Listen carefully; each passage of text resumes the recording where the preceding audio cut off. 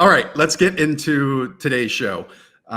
It should be a great one. I'm excited for this topic because we know that all of you, again, I keep repeating myself, at the end of the day, just want to know who to draft or who we like to draft. So Pat and I thought that we would outline our favorite and least favorite picks in the first half of fantasy drafts. And because this is a Friday episode, we're going to round down because the weekend is coming up to just the first 6 rounds. So how this is going to go is I'll start off with a favorite pick in round 1. Pat will have a least favorite pick in round 1. Then we'll flip in round 2, vice versa, and repeat itself until we get through 6 rounds. It's going to end up being 12 picks, 12 players. And Pat, I guess most notably is we are going by ADP, obviously, and we're going by the FFPC ADP because there was money on the line in FFPC games, and it's not just some random mock drafts that you might see out there.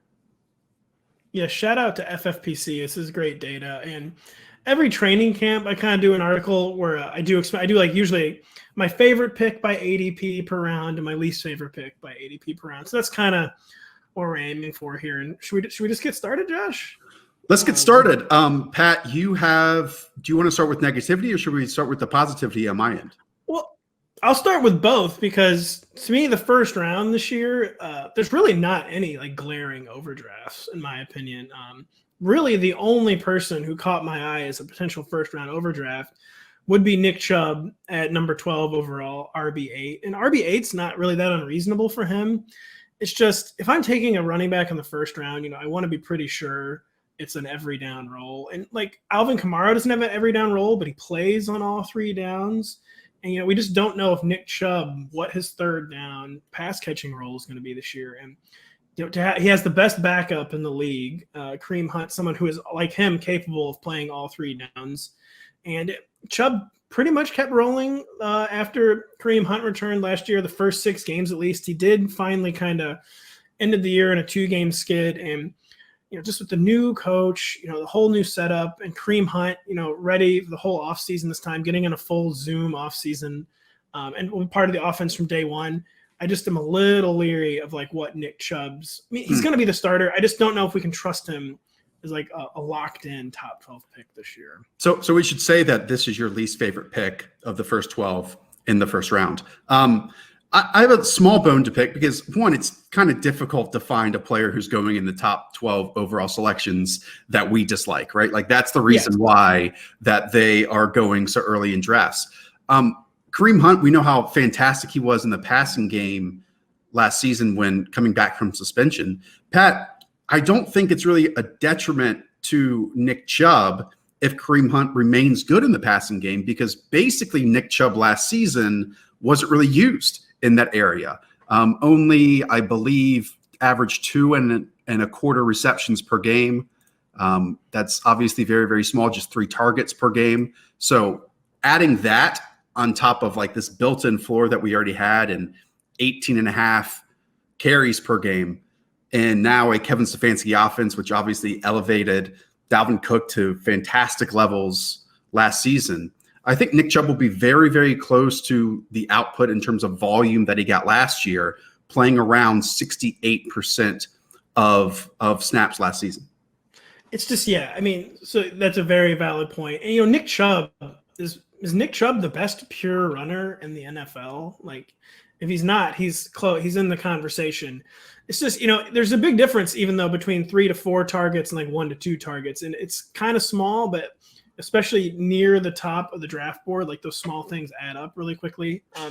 That's why I said, like, it's not like I would be upset if I ended up with Nick Chubb. And I'm not saying Nick Chubb is a no-go in the first round. He's just the only one I saw where I'm like, I'm not 100% sold on this.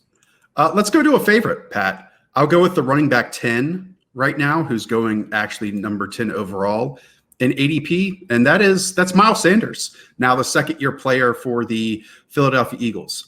In the first 9 games of his NFL career, he averages just under 11 touches, 71 total yards, and around 11 fantasy points per game in PPR formats. Then in the final 7 games, when Doug Peterson started to trust him, Carson Wentz started to trust him, he absolutely exploded. Almost 19 touches per game, 98 total yards, 17 fantasy points per contest. Then in that playoff loss to the Seattle Seahawks, he had 17 touches, I believe, or 17 fantasy points. This is a team that is going to go all in, I think, on Miles Sanders. And we've talked about it often the previous few years that, the Philadelphia Eagles, even when they won the Super Bowl, they were a multi-back offense. I can tell you just from hearing things through the grapevine that the Philadelphia Eagles in previous years were very much interested in some of the top names at running back that went to other teams. And if they did that, they would have had one feature back. Well, guess what? Now they have Miles Sanders, who really only has Boston Scott on the roster at the moment to get touches from him. And he's no legitimate threat in that feature back role. And I always go back to Adam Kaplan in many ways because he's so connected to that Philadelphia Eagles team. And at the very least, he expects 15 to 17 touches per game. And to me, that could make Miles Sanders even a value at pick number 10 here in fantasy drafts. Yeah, I mean, with Miles Sanders, hard to find any nits to pick. The environment he went crazy in the second half of the season, I will say, isn't going to exist this time around. The Eagles were just laughably short on pass catchers. And we say this every year that they address pass catcher. I mean, the Eagles very strongly adjust. So there's going to be greater target competition, just overall offensive touch competition. Boston Scott, is a little weird that he Boston Scott, some weeks was almost as productive as Miles Sanders. I mean, that's not obviously a red flag for Miles Sanders, but they have claimed. So the Eagles have said two different things about the running backs this offseason. I believe it was Howie Roseman who's kind of alluded to what you were saying, is that it's not necessarily by choice that they've always wanted to be this 2 or 3 running back system. He kind of said, if the right back comes along, we want to be a one-back system. And they've strongly hinted they believe that back is Miles Sanders. They have also kind of been hints that maybe Boston Scott will maintain a role. But yeah, there's nothing wrong with Miles Sanders' ADP. I think it could still be a value. I think some people might almost be expecting like 20 to 22 weekly touches for Miles Sanders. That's not going to happen. But if he gets in like that 15 to 18 range, that is enough for him to meet ADP and be a huge second-year stud. I actually kind of hope, and this might be sick of me to say, that they do sign a veteran free agent this offseason in that backfield, because I don't think it's going to really inhibit Miles Sanders from getting whatever he's getting right now. I think that would just, lessen the workload for Boston Scott. And if that happens, he might fall behind the likes of Josh Jacobs or even an Austin Eckler. He's already behind Kenyon Drake, at least in some ADP circles. And Pat, I always go back to this. I really believe in the Philadelphia Eagles this season, and I think they're going to be better offensively than they were last year, and they're going to win more games last year. And we know teams that are winning on the scoreboard tend to run the football more often. And so if he's on a team that has, more positive game script this year, that's great. And I would say that he's more likely to be in a team that does that this year compared to your Joe Mixons, your Kenyon Drakes, your Josh Jacobs, and your Austin Ecklers. And that's just an added cherry on top of the cake for me here with Miles Sanders' evaluation as we head into 2020. Yeah, absolutely. If the Eagles could get momentum with the personnel they had in the second half of last season, they're an offense to be excited about with the massive upgrades this year. All right, on to round 2. Pat, tell us who your favorite pick in the second round is here in ADP. I mean, sometimes I feel like I'm on crazy pills. Like, is DeAndre Hopkins really falling to the second round? And where I see him as FFPC, we got him as the wide receiver 4 in the second round at 15 overall. And I'll be repeating some thoughts I've had on DeAndre Hopkins because he's come up a few times on the podcast this spring. But kind of something, a talking point you've had in the past, Josh, was not just you, but something I've heard you talk about several times is how difficult the Texans can make offense look sometimes. Like they had problems scheming DeAndre Hopkins open sometimes. You know how difficult that is to make it seem hard to get DeAndre Hopkins the quality looks that he kind of has always had. The Texans just started to look a little stagnant last year, and my point is he's going from an offense that made the passing game appear overly difficult sometimes last year to one that we know where the whole point is trying to make it as easy as possible with 4 receivers on the field, creating mismatches everywhere. And so DeAndre Hopkins is in an offense that I think is going to create easy looks for him. He was someone who addressed a massive need. They went out and aggressively got him. It was a glaring need for them, a true number 1 receiver. and just a special talent with a team that really wanted him, with a young quarterback who I think fits. Of course, Deshaun Watson fits DeAndre Hopkins' skill set too, but Kyler Murray, the way he can accurately drop dimes down the sideline, like that fits so perfectly with DeAndre Hopkins, like his body control game. And I think he's going to get 150 targets again. I really do. And he's got it 5 years in a row. I mean, and again, totally different setup, but I think the Cardinals are going to make DeAndre Hopkins happen. And he's just a special player. And I do wish there had been a normal offseason, but these are players are good enough where I don't think that's going to matter. So he's going right now, and it's shocking that you can get a top 4 wide receiver at pick 18 overall. That just speaks to how much people are investing in running backs early on, and it makes sense, especially if you are doing drafts right now. Pat, he's going ahead of Julio Jones at the moment, obviously going ahead of Chris Godwin at the moment. Kind of depends on what ADP you're looking at, but again, we're looking at FFPC. And to your point, his role kind of shifted last year a little bit with the Houston Texans. His average depth of target was 10.5 yards. Compare that to 2018, I believe it was 12.2 yards.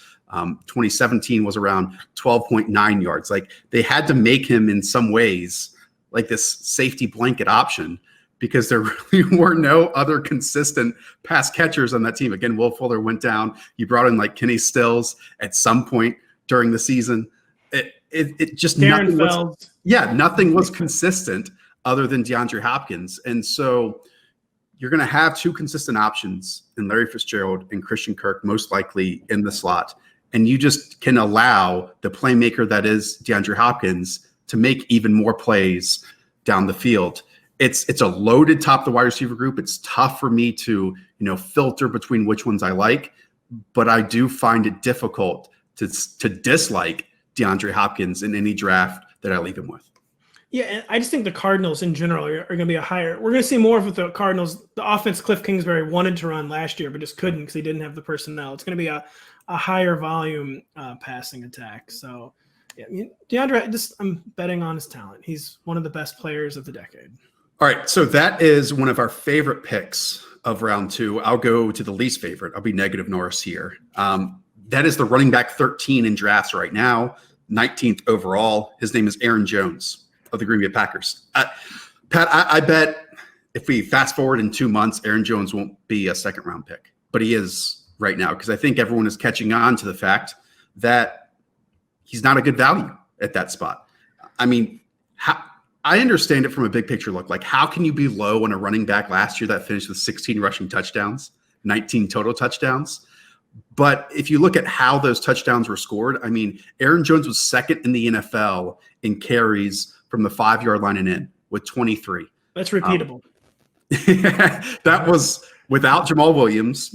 They just drafted A.J. Dillon in round 2, a 240-pound back. So I know he's an athletic freak, but if you just kind of put the 2 posters up on a wall and say, well, which one do we want to have carrying the football within the 5-yard line? Probably the bigger back. What was actually shocking to me, Pat, is to see that Aaron Jones was not even a full-time player and he was still able to convert those 19 touchdowns. I mean, he only played 60.35% of the snaps last season. So it's not like I think he's going to have a lesser workload in 2020, maybe inside the 5-yard line. Yes, I am saying that, but overall, I still expect him to be in that 55 to 60% workload share, timeshare on the field.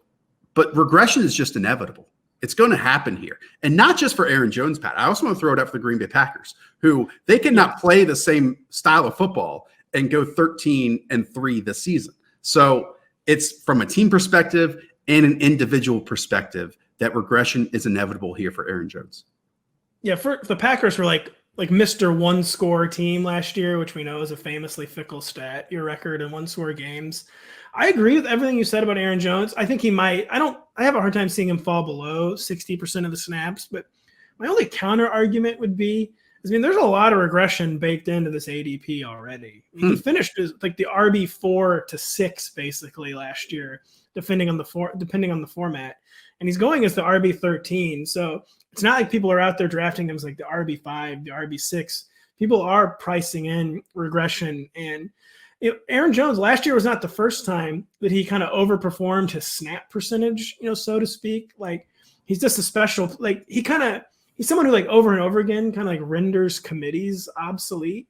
Like every time Jamal Williams like seemed like he was going to become like a true weekly factor, Aaron Jones would go out and just have a huge game. And A.J. Dillon is a bit of a wild card.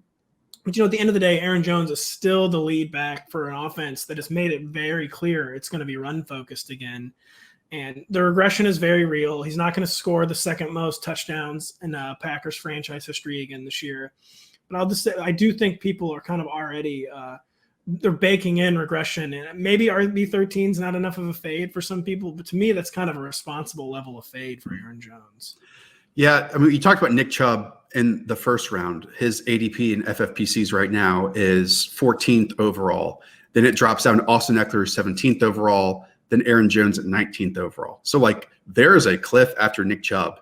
And if I don't really like a lot of the runners after him, again, I mentioned Eckler, mentioned Aaron Jones. There's Clyde Edwards-Helaire, who I'd probably invest in that group. Todd Gurley, Leonard Fournette, Melvin Gordon. I understand if you just kind of want to fade that entire group until we get some of the names that we're going to talk about later.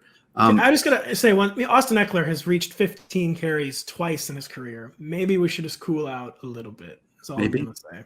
Maybe. Okay, let's go to round 3. I will start with this one.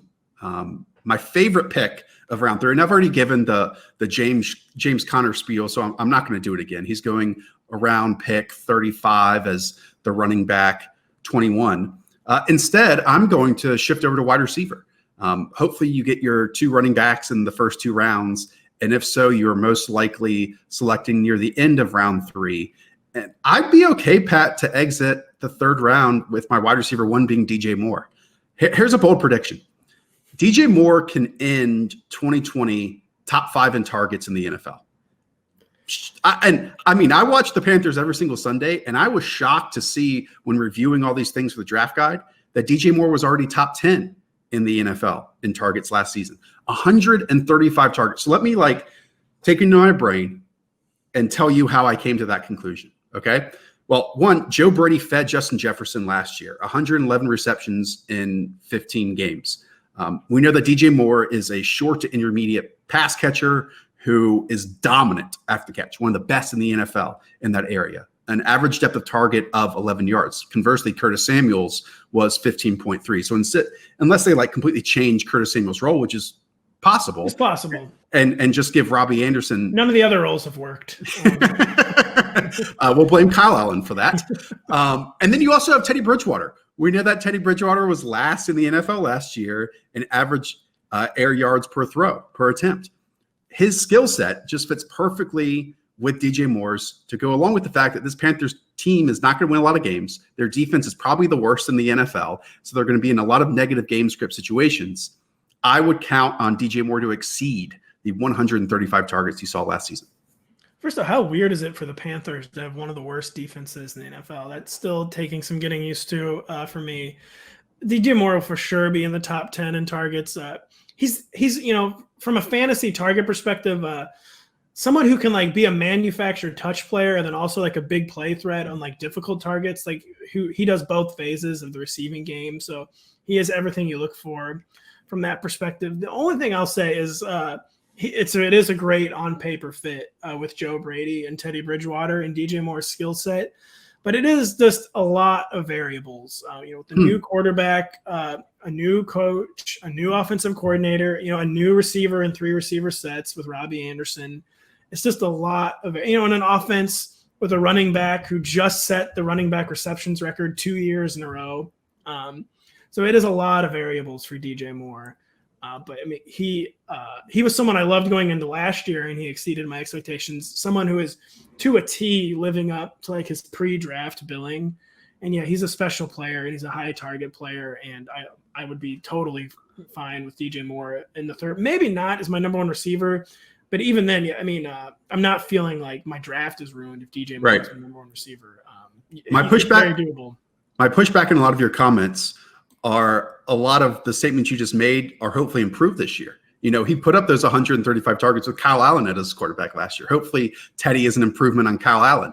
And Joe Brady, what we saw at LSU, I think Scott Turner is a solid NFL coordinator and does a great job manufacturing touches.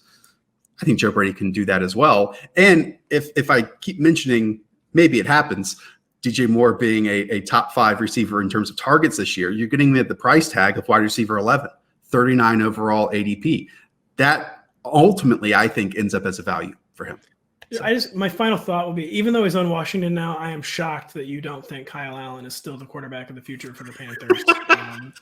Just shocked.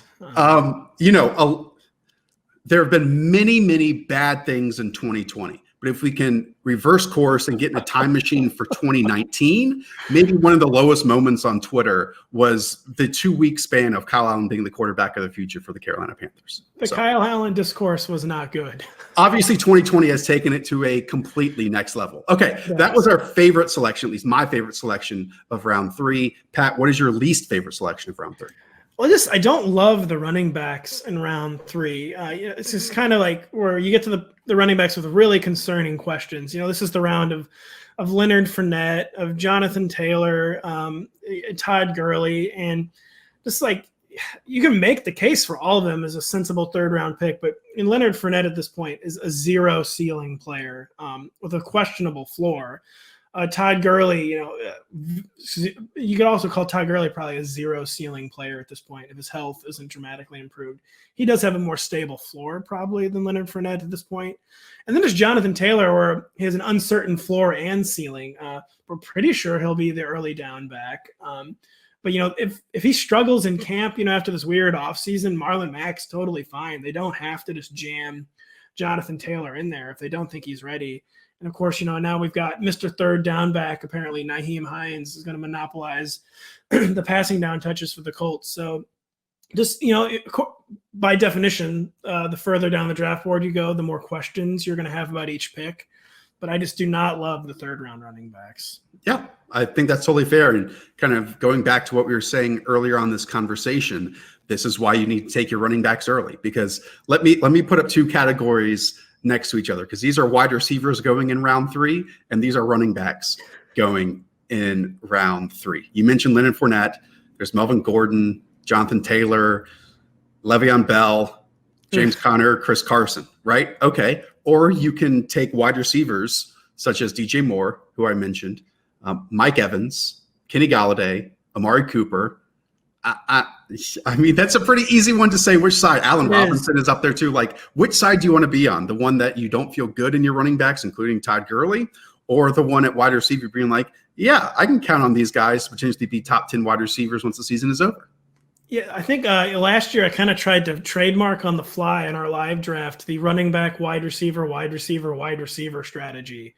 Yeah. And it's looking very good. It's a thought, like writ large and running back, is like the very top tier is deeper, has gotten deeper the past 2 or 3 years. There was a point like 3 or 4 years ago, where like even the top tier was almost all uncertainty. The top tier has gotten deeper. The overall depth is less than ever, though. And it's like there's more high-end options. This is just feeding into exactly more high-end options, I feel like. And then the questions just start earlier and earlier every year, though, at the 2nd and 3rd tier.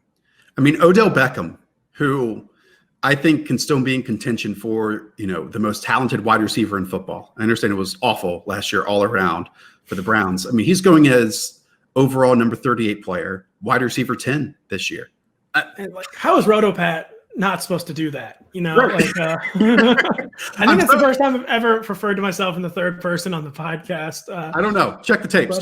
Also, Pat, you already basically named yourself a trailblazer. So I appreciate that as well. Just patting yourself on the back as we go along. Okay. Before we move on to round 4, since we're at the halfway point, I want to thank everyone who has left a rating review recently in the podcast. If you're watching this on YouTube, go and just search for Rotoworld Football Podcast. Download, subscribe. We are basically here to help you win your fantasy drafts. It warms my heart every year when we get, comments in week 15 and week 16 saying, hey, you helped me win our draft in my league. And again, that's what we're here for. That's what we're going to be doing all the way through whatever preseason we have this year, and obviously continuing on through the season. Okay, let's get to round number 4. Pat, who is your favorite player to draft in round 4? Yeah, I thought about talking about it because there's some pretty good receiver values this round, and Adam Thielen, Juju Smith-Schuster. again, just speaking to the absurd depth at wide receiver and like the values you can get in like the 3rd to 5th round is just crazy. But I might go with a really annoying contrarian answer, and I'm going to say David Johnson. It's the RB22. David Johnson playing through a back injury last year. I mean, pretty much looked like he had a piano on his back. Like he looked done. Someone whose career rate stats are really not that impressive, has never been like a big play runner necessarily. But when you look at what the Texans gave up, the trade price for David Johnson, I mean, the intentions could not be more clear. They're going to use David Johnson as an every down back, and they're going to he's basically going to be like this year's Leonard Fournette, I feel like, where come hell or high water, he's going to be the 3 down back and he's going to get his touches. Duke Johnson is a variable that Leonard Fournette didn't have last year for the Jaguars, so it's not a perfect comparison, but I think the Texans, they're going to get David Johnson the ball no matter what. And I'd rather kind of take that locked in workload for David Johnson than some of the running. Like I'd much rather have David Johnson than Le'Veon Bell. I'd rather have David Johnson than James Conner, even though I could definitely see the counter argument to that. I just don't know if James Conner can stay healthy. That's always been the Steelers' concern with him, and he's been bearing it out the past 2 years. I would probably rather have Chris Carson than David Johnson.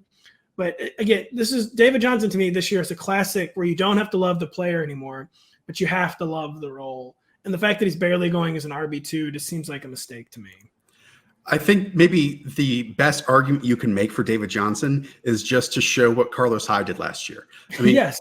Carlos Hyde had over 1,000 rushing yards last season. First time in his career. Maybe the quietest 1,000-yard season we've ever seen.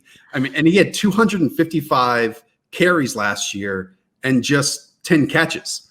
So if David Johnson gets 255 carries, almost certainly, as I think still one of the best receiving backs in the NFL, 30 pass catches, like that's already putting him in the 280, 290 touch range. Now, obviously at the end of the day, health is the biggest concern, but Pat, I don't know about you, but after this is done, like, it's not like I have a white lab coat in my closet, right? Like I just have always a difficult time projecting injuries. Because I kind of like to think of like the most positive outcome that a player can have and draft based on that. I also, going back to our DeAndre Hopkins conversation, love that there's a new play caller with the Texans. That's like, big. I think his name is Tim Kelly. It is. I hope he's real. He's not a Madden generated thing. Like he's real. I've looked into it. I hope to solidify that statement by July. But again, nothing is easy or was for Deshaun Watson, and hopefully David Johnson does do that. But Pat, it would be hilarious if we've been calling for it for 4 or 5 years now, if Duke Johnson just emerges as the feature back out of nowhere. But that just seems like something that is a complete uncertainty. The simulation, the way the simulation's been going lately, it might finally be time for it to give Duke Johnson its due. I've completely lost my train of thought there after my great simulation joke. It's okay. I'll flip over to a player who I do not love taking here in round 4. And this is a tough one, Pat. David Johnson. Because I love A.J. Brown. Who doesn't love A.J. Brown? I think that there's already an argument you could make that A.J. Brown is one of the 10 most talented wide receivers in football. I mean, ever since that Atlanta Falcons game last year, I remember sitting in that studio in Stamford, Connecticut with Ian and Daigle and saying, man, I wish this guy could get 8 targets a week or 10 targets a week. The issue is I'm going to even be waiting for that through 2020 because it doesn't seem like that is going to happen. I mean, A.J. Brown averaged just over 5 targets per game last year, just over 3 receptions per game last year. I mean, he had just 1 game over 8 targets in 2019 and just 3 games of at least 8 targets. Right now, he's going as the wide receiver 14, an ADP of wide receiver 42. That's ahead of Adam Thielen. That's ahead of Calvin Ridley. That's ahead of Cortland Sutton, Robert Woods, who's going to stay on the field, Keenan Allen. Like I can keep going on and on and on. A.J. Brown is a ludicrous talent, right? Exceptional with the ball in his hands, makes so many individual plays. But he can't rely on those individual plays week in, week out, season in, season out. He needs to be fed the easy targets, and I don't think he's going to be able to do that this year with Ryan Tannehill starting for 16 games. I mean, I totally agree. One of my favorite offseason stats was A.J. Brown reached 1,000 yards last year on 52 receptions. That was the third lowest total for a 1,000-yard player of the entire decade. So you talk about big play reliant. You talk about not high volume. The only counter argument, so I completely agree with you. It's just way too high. And we love A.J. Brown, but I would even throw DK Metcalf, DJ Shark into the people I'm comfortable taking over him, who I just think are a little more proven and a little more safer roles. But the only thing I will say is that A.J. Brown is a perfect fit for this offense, or offense that wants to be run heavy with pop a shot, play action, passing. He's a perfect complement to Derrick Henry, just another total beast after first contact. But yeah, the volume just isn't established yet. And, maybe he will be DJ Shark. Maybe he'll take he doesn't even need, not like he needs to take a huge step forward, but maybe he'll take a bigger step forward than we're expecting this year. But yeah, the volume it's kind of like we need to believe it when we see it with AJ Brown, because it just wasn't enough last year. And in the playoffs, what did he get? 6 total touches? And it was crazy. They made the AFC Championship game by giving him 6 to 8 touches. So it's not guaranteed. So if I can take a step back, look myself in the mirror, which I don't do often enough, and tell me about it.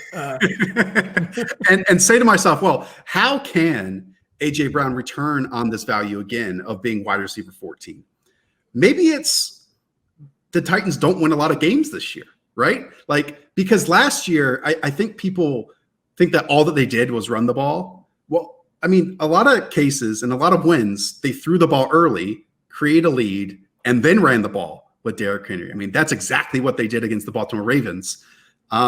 So what if the Titans playing doesn't work out exactly how they wanted it to this year, and they find themselves, in negative game scripts much more often heading into the fourth quarter of a lot of games? Maybe that's how AJ Brown heightens his target total. But I also will say that and suggest that that's not how this team wants to be built. And so if we're looking at ideal circumstances, that would go against Tennessee's plan offensively. And that's not something I want to bet on. Yeah, we have a very large sample size, too, of Ryan Tannehill playing from behind, and it was very rarely a good thing. Not a good quarterback when he has to throw a lot. I know you have a hard out here in about 10 minutes for daddy duty. So, Pat, let's – #childcare. So let's go into round 5. I'll go first. My favorite pick of round 5 is a running back. And I think that it's important, again, to note that so many of the backs that we just mentioned in that round 3, round 4 territory, I just want to throw up in my mouth when I draft them. That's not the case, though, if I land David Montgomery here in round 5. I mean, he's going as the running back 28, 50 overall ADP. That's after the likes of Devin Singletary, Raheem Mostert, around the Cam Akers, DeAndre Swift, J.K. Dobbins, Mark Ingram. How many of those backs I just mentioned can you say are basically locked into 17 touches per game? None. No, none. And obviously David Montgomery is. And it's not like he even played 70% of the snaps last year. Tariq Cohen was on the field quite a bit. In fact, David Montgomery only played 57.5% of the offensive snaps of the Chicago Bears last year. I said in a previous podcast, and I was told by an NBC exec that if you say something smart, you need to repeat yourself. So I'm going to say it again. I think it is absolutely fair to expect that the worst season of David Montgomery's career will probably be his rookie season. And he was the running back 25 last year. So you're getting him at a value right now at running back 26. So if he improves at all on an individual level, again, you're already returning on great value here in round 5 with David Montgomery. He's got some pretty strong David Johnson principle going here, where again, you don't have to love the player. And, there was not a whole lot to love about David Montgomery's skill set last year, but you just have to love the role. And they've said it in actions. They didn't add anybody. They've said it in words. They just explicitly said David Montgomery is getting another chance as the lead featured back. And what's the alternative? I mean, we know Tariq Cohen's not going to do that. Is the number 3 back Ryan Nall? I mean, this is going to happen. And maybe you don't love David Montgomery's film. Maybe you don't love, his 40 time, his athletic profile, but the role is there. And like you said, so I was transitioning this into David Montgomery going after someone like Cam Akers is totally nuts. How is Cam Akers going as a borderline RB2 when we just have literally zero idea how the Rams offense, how their running back rotation is going to shake out? Zero. Truly zero. I mean, the major bullet point in the Rams backfield is that, so the Rams already had Darrell Henderson and Malcolm Brown on the roster, and they still saw fit to invest with the number 52 overall pick. So that speaks a lot. But I mean, Cam Akers is not going to be an every down player. I mean, Sean McVay has already said he wants to use all three backs, which is coach speak. But we don't know. We can feel like Cam Akers is the favorite for touches because he probably is. But we just have no idea what the overall snap and touch allotment is going to be. Like you said, with David Montgomery, we do. And it's just a no-brainer to take David Montgomery ahead of Cam Akers. So if I can break groupthink here for a moment, it is fascinating to me how different the conversations were post-draft comparing Darrell Henderson's last year in 2019 and Cam Akers this year, because they were basically selected in the same area of their respective NFL drafts. As soon as Sean McVay and Les Snead selected Darrell Henderson, they evoked the name Lance Dunbar. So that should have been an immediate tell. And maybe at the time, people like John Daigle said, well, that's because, Todd Grove's in the roster and they paid him a ton of money.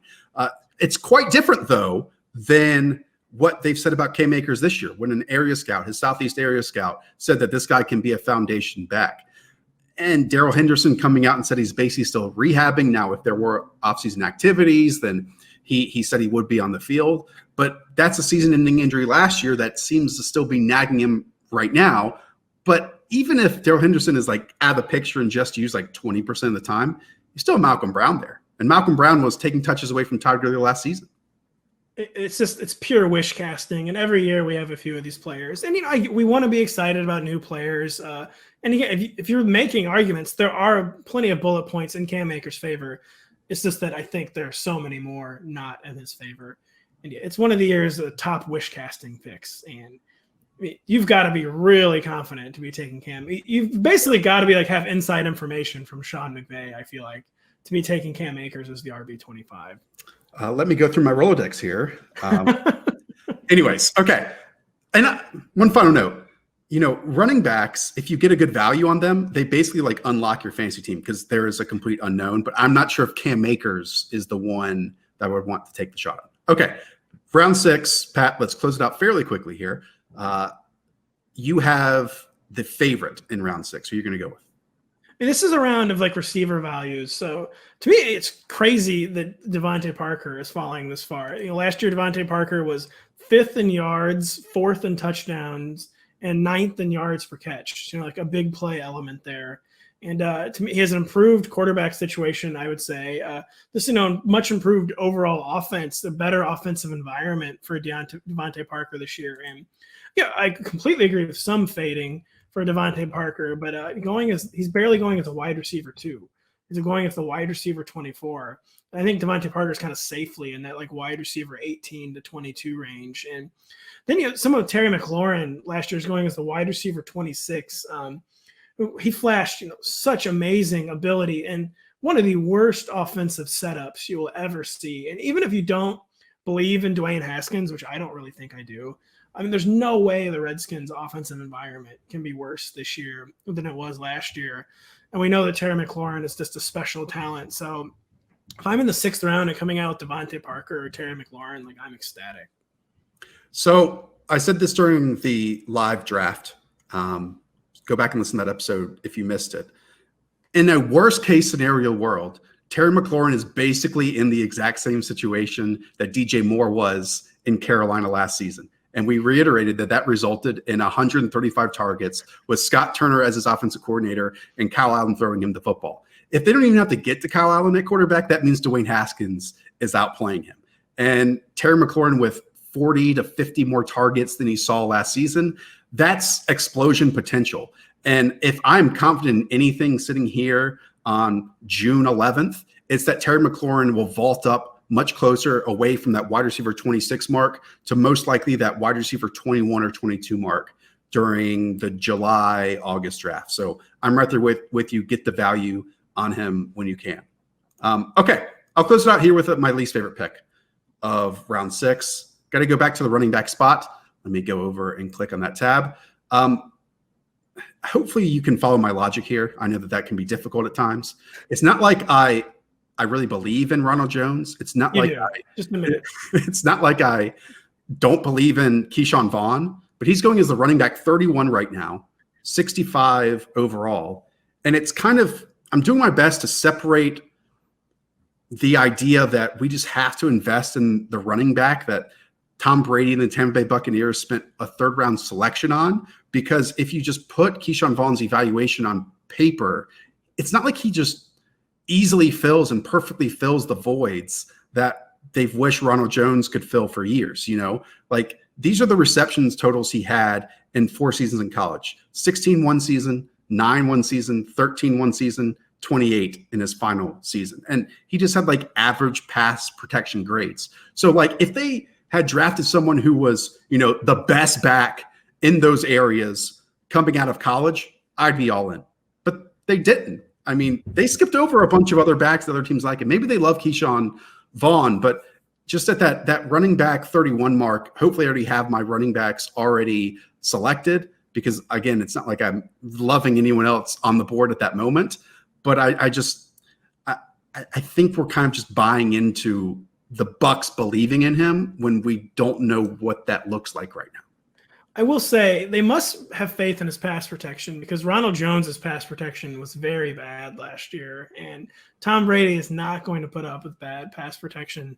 But I completely agree, because Dare Ogunbowale could still emerge as like the James White for this offense, and there's not many pillars holding up Keyshawn Vaughn's floor right now. And I understand why people are taking it. I think he will be the lead back. But it's another situation where there's nothing is proven. We have no idea what to expect. It's all projection. And Bruce Arians wasn't there when they drafted Ronald Jones. So maybe this has no allegiance to Ronald Jones. But yeah, this is a situation that is just pure projection at this point, and where the outlook could be radically different once we finally get some practice reports, once we finally get a preseason game. And it could look very silly. Keyshawn Vaughn is RB31. Not to say that, I could be totally wrong. And Keyshawn Vaughn is going behind like basically every other rookie running back in drafts right now. Like he's going behind J.K. Dobbins. He's going behind DeAndre Swift. He's going behind Cam Akers. He's obviously going behind Clyde Edwards-Helaire. I think some of that uncertainty is already baked into his ADP right now. I definitely want a lot of exposure to this Bucs team, but I just can't get behind Keyshawn Vaughn in this round 6 range when I like a lot of the wide receivers, maybe even a tight end like Evan Ingram instead of him here. I will say, despite obviously liking J.K. Dobbins' game much more, I would rather have Keyshawn Vaughn than J.K. Dobbins. We're talking about a complicated backfield with the Ravens. But yeah. Let's just eliminate Gus Edwards from reality and just give all of those touches to J.K. Dobbins. That'd be great. Davis Maddock, who, spoiler, was one of the people who turned down the podcast, has tweeted in the past that we demand all caps justice. So there's going to be a Justice Hill movement again this summer. I'm just telling you to get ready for it. I feel like since we mentioned Davis, we should mention the other people. No, just only Davis. Only Davis. Yeah. I'm sure we'll have all 3, if not 4, on the podcast at some point this summer. So be on the lookout for that. All right, Pat, you did a great job. This is a really fun episode. Quality show. We're 2 quality podcasters. We've done enough, like 430 something episodes of this podcast, where we should be able to do this. Okay. Thank you so much. Again, leaving rating reviews helps us out. Telling one friend helps us out, and subscribing does as well. For Patrick Daugherty, I am Josh Norris, up the villa, 5 days away. Talk to y'all soon. See ya. Hi, I'm Mike Tirico, and thanks for watching. Make sure to hit subscribe for the latest news and highlights from NBC Sports.